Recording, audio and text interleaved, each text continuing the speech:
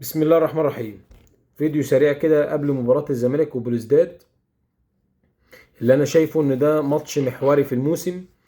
ماتش هيفرق كتير مع نادي الزمالك، بالذات الماتش اللي من هناك من الجزائر. ان شاء الله ربنا يوفقنا ونخلص الماتش من هناك، وان شاء الله الماتش ده يدينا دفعة ان احنا ناخد البطولة دي. بس نرجع بقى لأهم حاجة حصلت الفترة اللي فاتت. نادي الزمالك دلوقتي بينافس على بطولتين، بطولة الدوري والكونفدرالية.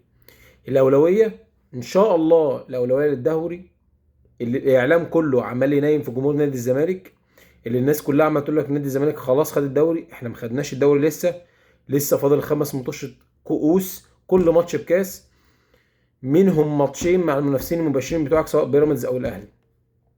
مطلوب من لاعيبة نادي الزمالك اعزل نفسك، لسه ما خلصتش، لسه قدامنا، لسه المشوار مش طويل بس مش قصير، لسه المشوار صعب، لسه المشوار محتاج نفس الروح، نفس الاداء، نفس المستوى، نفس الرجولة على مدار الكام ماتش اللي فاضلين من الدوري. انت فاضل لك 5 في الدوري، وان شاء الله ان شاء الله 4 في افريقيا بما فيهم النهائي قبل النهائي والنهائي ونص النهائي والذهاب والعودة وده كله. عايز اخلص كلامي عن نادي الزمالك عشان عايز اتكلم في حاجات ليها علاقة باللي داير الفترة اللي فاتت. الماتش بتاع بكرة ان شاء الله نجيب نتيجة ايجابية من الجزائر. طيب، احسن تشكيله نلعب بيها ايه؟ هي نفس التشكيله اللي انت بدأت بيها الماتش اللي فات، بس في وجود شحاته. ان شاء الله شحاته يكون موجود مكان ربيعه بنفس الافراد نفس العناصر، ويكون محمد ابراهيم بكرت ان شاء الله يكون جاهز لبكره. انا مش عارف بصراحه هو جاهز ولا، بس ان شاء الله يكون جاهز لبكره، ان احنا الماتش ده محتاج بدني بطريقه كبيره جدا على الزمالك. الماتش مش سهل، بلوزداد مش سهله، مش عندهم تخبطات، واللعيبه ممكن تاخد الماتش بنفس الاجواء اللي احنا عايشينها، ان انا محتاج دفعه، فتلاقي اللعيبه بتاع بلوزداد بتقاتل على المباراه. لعيبه الزمالك ان شاء الله هنفوز، ان شاء الله انتوا رجاله، انتوا عاملين فوق المستحيل وشويه، بس لسه فاضل على الحلو تكه. الناس كلها عماله تقول لك الزمالك الزمالك الزمالك، طول ما انت بتكسب كل ما انت هيتقال الزمالك، طول ما هيتقال لعيبه الزمالك، طول ما هيتقال مدرب نادي الزمالك، كل ما انت بتتذكر بكل ما هو كويس، عشان انت بتكسب، عشان انت راجل، عشان انت بتعمل اللي عليك وزياده حبتين.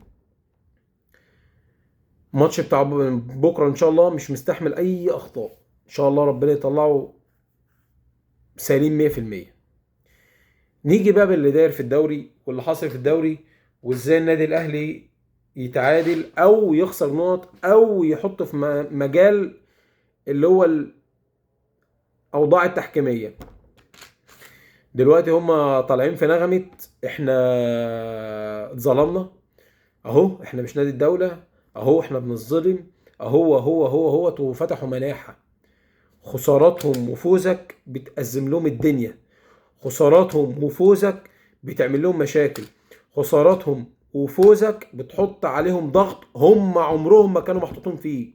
الضغط ده احنا اللي دايما محطوطين فيه، هم مش مستحملينه.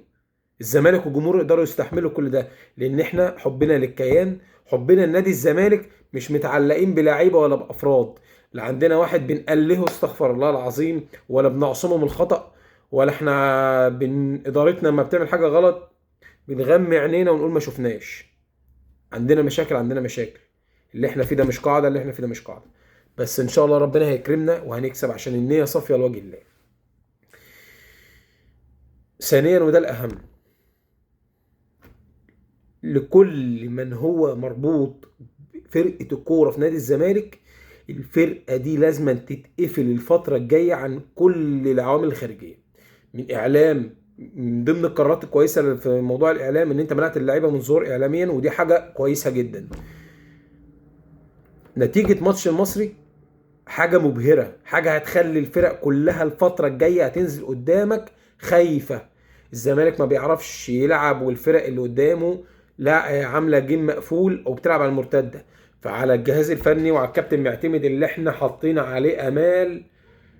اتمنى يكون قدها، واتمنى ما نكونش احنا ضغطناه زياده عن اللزوم.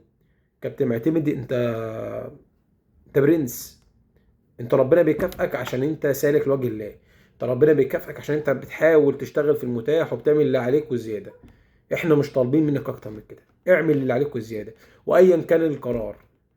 ورساله اخيره: الزمالك كسب البطولتين اللي بيشارك فيهم او خسرهم لا قدر الله، هنفضل ندعم نادي الزمالك. هيفضل موسم استثنائي. هتفضل اللعيبه دي لعيبه كويسه جدا. هيفضل معتمد جمال بطل بالنسبه لنا. هيفضل ناصر منسي مجتهد وشاطر ولاعيب ممتاز. هيفضل لعيبه كلها بنشكر فيها بدون ذكر اسامي، لان الفرقه كلها رجاله ولاعيبه على قد المستوى. سيبوكم من الهري اللي بيتقال، سيبوكم من اللي بيقول لك يومين من نفسك. احنا عمرنا ما كنا يومين من نفسنا. احنا طول عمرنا احنا وش الحق وصوت الحق.